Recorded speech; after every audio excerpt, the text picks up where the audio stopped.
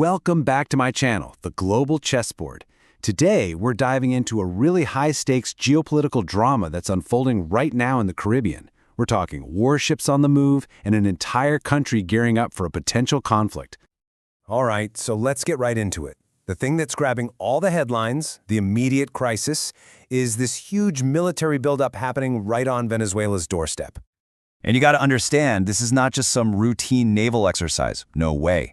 This is a full-scale military deployment by the U.S., which of course raises the big question, what is really going on here?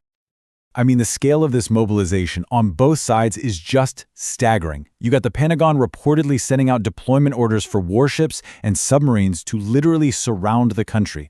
And how does Venezuela respond? Well, President Maduro has called up 4.5 million citizens from military duty. We're talking everyone, retirees, housewives, everyone. You can just feel how high the tension is. So with all that going on, what's the official reason? What's the justification for such a massive military move? Well, according to Washington, the whole mission is about dealing with a very specific threat coming out of Venezuela. And that mission? It's all about dismantling powerful drug cartels. The official line from the U.S. is that these criminal groups have basically turned Venezuela into a major hub for drug trafficking. Yeah, the argument is that these cartels are a direct threat to America, that they're, and I'm quoting here, poisoning our communities. So this whole operation is being framed as this necessary step to cut off the flow of deadly narcotics that are supposedly being funneled up through Mexico and into the U.S. But, you know, like with so many of these big geopolitical showdowns, you have to ask, is that the whole story? A lot of people, especially analysts from places like Russia and China, are suggesting there might be something else going on.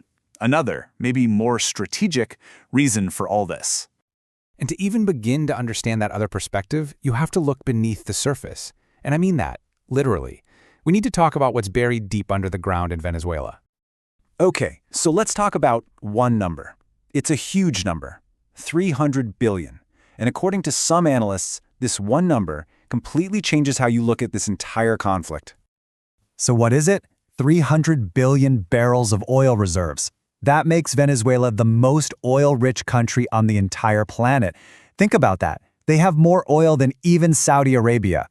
Now, here's the crazy part. Despite sitting on all that black gold, they produce very little of it, while the U.S., on the other hand, is the world's top producer right now. And look, this whole focus on oil isn't just some wild speculation. Former President Trump actually said this out loud at a campaign event. He basically suggested that when Venezuela was collapsing, the U.S. should have just gone in and taken the country, so, we'd have all that oil. And it's not just talk. This strategic interest in oil has some serious money behind it. Get ready for another big number, $445 million. So what is that? Well, that's reportedly how much major American oil and gas companies have spent on lobbying in Washington. And what's lobbying?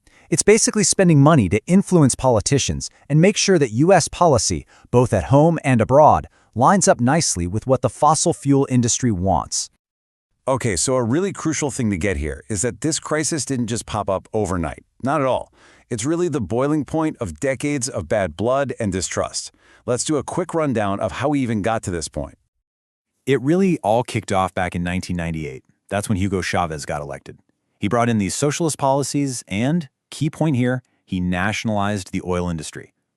That put him on a direct collision course with the U.S. Okay, let's fast forward to 2019. The Trump administration takes the dramatic step of recognizing an opposition leader, Juan Guaido, as the real president and slaps these crippling sanctions on the country. Then, you see a little twist. In 2022, after the war in Ukraine sends energy prices soaring, the Biden administration actually eases up on some of those sanctions to try and calm the markets. But that didn't last. Now, after elections that the U.S. said were unfair, the sanctions are back on, and the tension is higher than ever. All right, now let's pull back the camera, zoom out, and look at the whole global chessboard, because this is way bigger than just a two-player game between Washington and Caracas. You've got other global heavy hitters who have a huge stake in how this all plays out. So on one side, you've got Russia and China. They're major political and economic allies of President Maduro's government. And then caught in the crossfire, you have big oil-importing countries like India. They're just trying to power their economies, but their options keep getting smaller and smaller as the U.S. puts sanctions on one supplier after another. And if we dig a little deeper, you can really see the global ripple effects. I mean, the US is making allegations that Russia and China are secretly setting up military bases, even drone factories, inside Venezuela. At the same time, these sanctions on Iran, Russia, and Venezuela are really squeezing emerging economies that need energy. We've already seen huge Indian companies like Reliance being forced to stop buying Venezuelan oil. And the big fear? Any real escalation could cause global oil prices to skyrocket, which could trigger inflation all around the world. So where does all this leave us? What happens next? Well, some analysts are looking at this whole situation and framing it as a perfect example of a very modern way of projecting power across the globe. There's a term for it, neo-imperialism. And the basic idea is this. You don't need to send in armies and occupy a country anymore to control it. Instead, you can use these powerful economic and political levers, things like sanctions, financial pressure, and just the threat of military force, to make sure another country's government does what you want it to do. And that really brings us to the final big question here, the one that cuts right to the heart of this whole thing. What are we actually watching unfold? Is this a legitimate fight for democratic justice, a necessary battle against international drug cartels? Or is this really a 21st century fight for resources, a modern battle for control over the planet's largest oil reserves? I'll leave you to think about that.